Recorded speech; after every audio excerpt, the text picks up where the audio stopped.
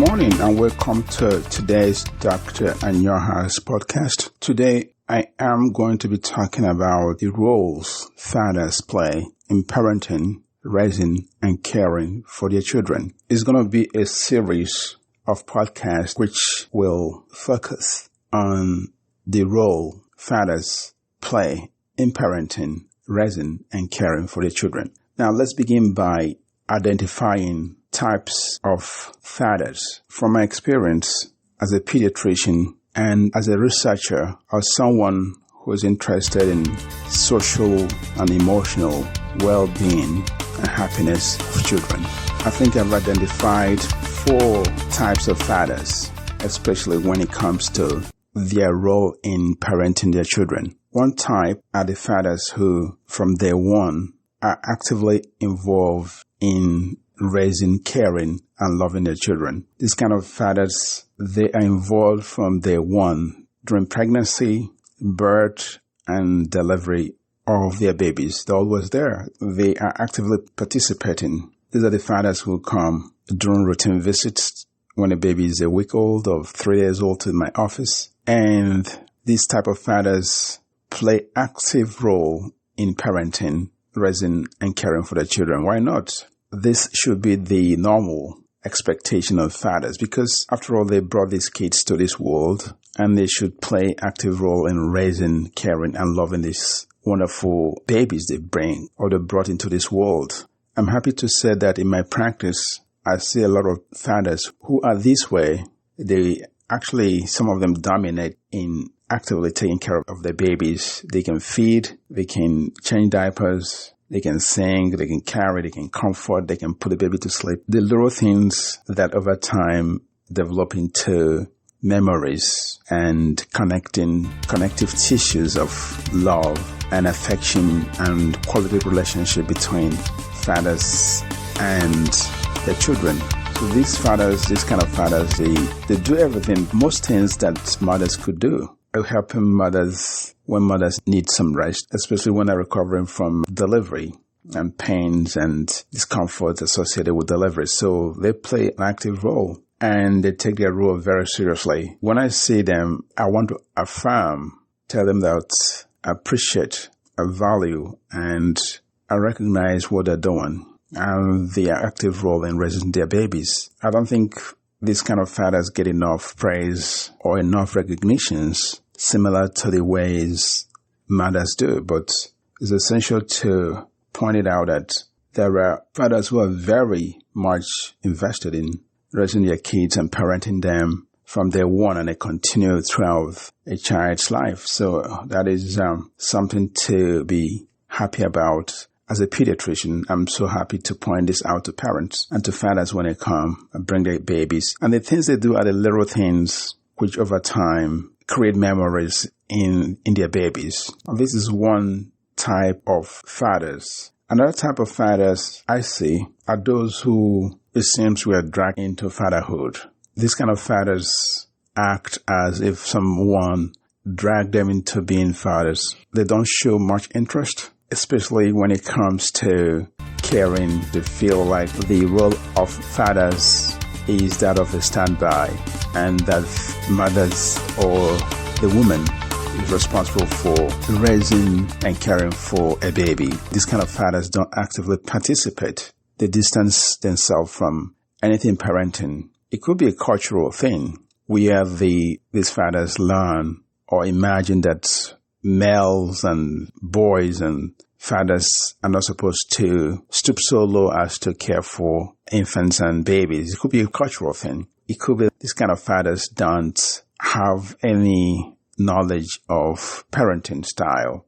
I notice that some fathers are like that. They might provide economic help. They might provide money for food. They might provide housing. They might provide cars and servants and aides, but they're not there in raising their child. They're not part of the active parenting partner in raising their children. I think they are mistaken because they won't create that loving, bonding relationship that begins when a baby is born. A missed opportunity when a father is not involved actively in raising their children. So this is the second type of fathers that I encounter. Those who distance themselves from things that have to do with caring, raising, and parenting. They are available to provide money, economic resources, and assistance in physical manner, but the nitty-gritty stuff, the little things concerning babies, they're not interested in that. Like I said, it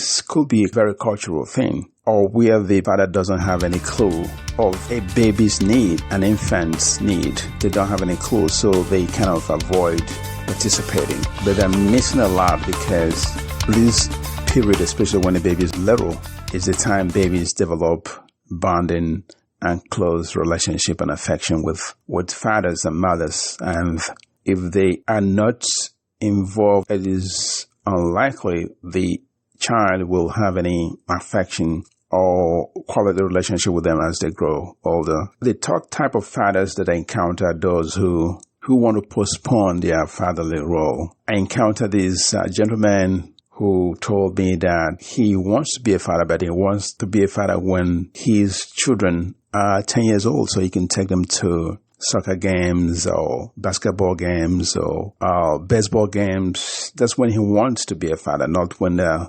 little and toddlers and infants and babies. At what age they wouldn't be able to communicate with them. They wouldn't understand him. He knows he has a play role, but he thinks his role starts when the children are about 10 years old. A lot of fathers are like that too. They want to be fathers only when a child is old enough to communicate and walk and be free and independent. And that's when they want to come in. They're missing a lot in the sense that it doesn't take much to care for a newborn. The things that newborns need are very routine and very easy to provide. There's no difficulty in holding a baby. There's no difficulty in putting a baby to sleep. There's no difficulty in changing a baby's diaper. There's no difficulty in singing lullabies for babies. Those are not big deals because when these things are done consistently in a routine, regular manner, the babies begin to have memories of the parents, of the fathers. The father might think that the baby does not remember him when the baby is a newborn. No, the baby remembers you because the babies can recognize smells, differentiate smells, individual smells from mothers, from fathers, and others around him. The father might think that the babies, when they're newborn, they can't hear him.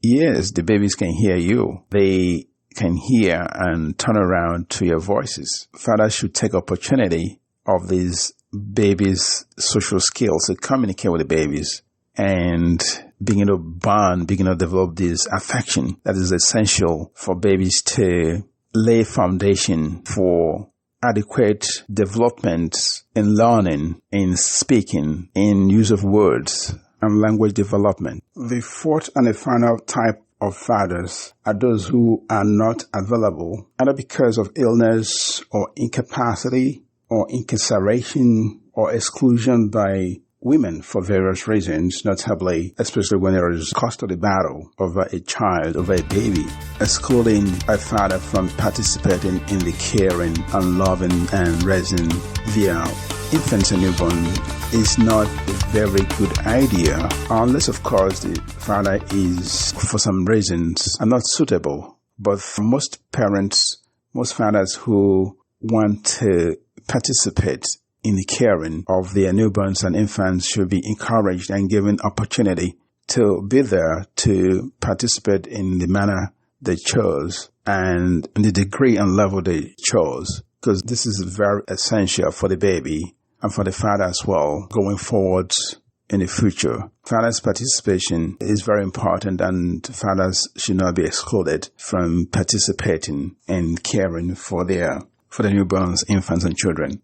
This is something that should be avoided as much as possible, excluding one parent or the other from participating in the care of their children. In the upcoming podcast, I'll continue to elaborate on fathers' role in raising, caring, and parenting their children, and how fathers' involvement in the care of their children, especially male children, could prevent them from getting into trouble or being of bad behavior. Thank you so much. Please share this podcast with your friends and family.